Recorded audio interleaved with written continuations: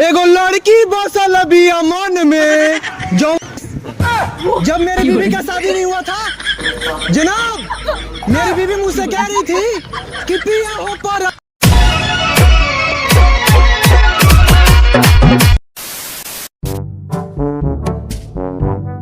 पापा आपसे एक बात कहना था।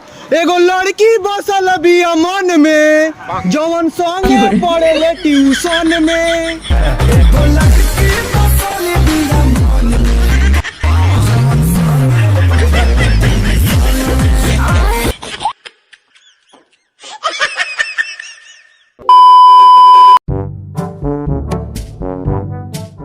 जनाब, मेरी बीवी मुझसे कह रही थी कि पिया हो परदेश में कैसे रोज रोज बर्दाश्त करेलो।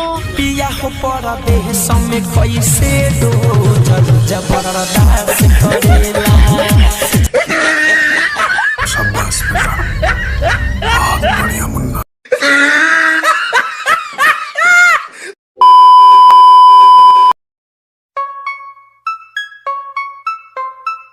जनाब, मेरी बीवी अपने बहन से मालूम है क्या बोलती है? हम तो ढोरी मुनले रानी पियरी माटी से, पियो मन खोदे लाठी से।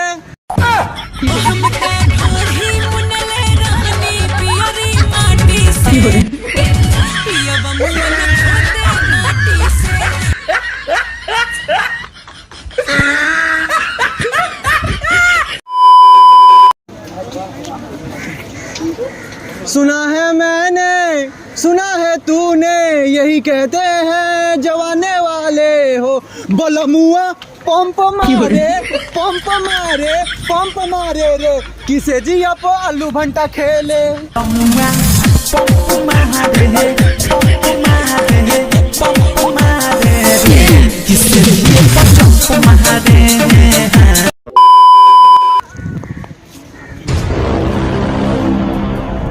गाइस, जब मेरी बीवी का शादी नहीं हुआ था तो ये गाना गाती थी कि जवानी छन के बेचब सखी नैहर के चौक पर। जवानी छन के बेचब सखी नैहर के चौक।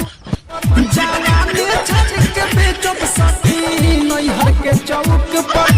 हम ना जनाब, मैं बाहर जाता हूँ काम करने तो मेरी बीवी मुझसे कहती है कि तनी जाए से पहले खा लो ओठ लाली से रोटी बोर के। तनी जाए से पहले खा लो ओठ लाली से रोटी बोर के।